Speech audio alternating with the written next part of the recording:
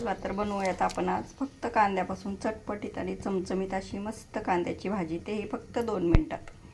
जास्त कुठलंही साहित्य न घालता फक्त कांद्यापासून टिफिनसाठी किंवा डाळ भात वगैरे तोंडी लावण्यासाठी ही भाजी एकदम 2च मिनिटात तयार होते. बाकी काही साहित्य लागत नाही आणि एकदम चवदार, अगदी तोंडाला चव येईल अशी.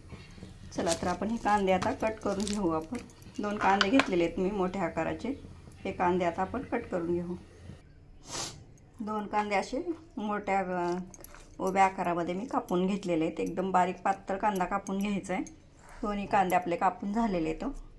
उभा कट करून घेतलेला आहे कांदा. आपण कांदा भाजीला जसे कांदा कापतो तसा कांदा कापून घ्यायचा आहे. चला तर आता गॅसवर आपण तवा गरम करत ठेवलेला आहे. आपण ही भाजी तव्यामध्येच बनवणार आहोत. गॅसवर तवा ठेवलेला आहे आणि तवा गरम झालेला आहे. आता आपण ह्याच्या तव्यामध्येच तेल घालून घ्यायचं आहे. भाकरी किंवा चपाती झाल्यानंतर त्याच तव्यामध्ये पटकन 2 मिनिटात ही भाजी तयार होते. फोडणीसाठी आपण ह्याच्यामध्ये आता मोहरी घालू, थोडीशी जिरे घालायचे, कढीपत्ता, लसूण घातलेला आहे आणि ह्याच्यामध्ये आता आपण कट केलेला कांदा घालून घेऊ.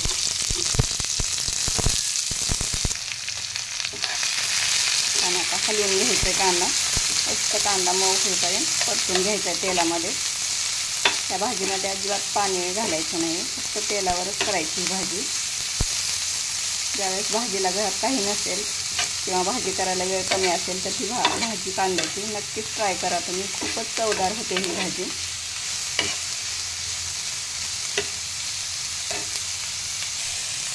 गॅस कमी करून घ्यायचा आणि ही पूर्ण कांदा असा सुट्टा करून घ्यायचा.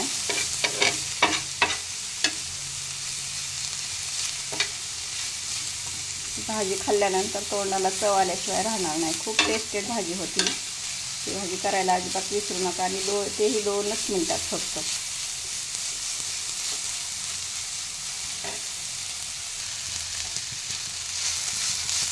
कांदा छान परतत आलेला आहे आपला. आता आपण ह्याच्यामध्ये मसाले मीठ घालून घेऊ चवीनुसार.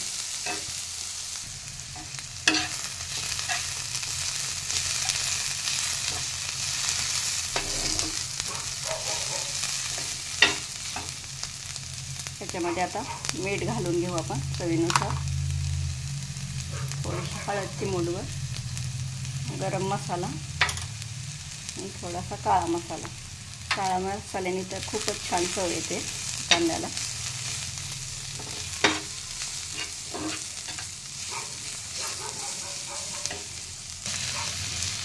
रोज त्याच भाज्या खाऊन कंटाळा आला असेल तर ती भाजी वेगळी नक्कीच ट्राय करायला विसरू नका. खूपच मस्त आणि टेस्टी भाजी होते.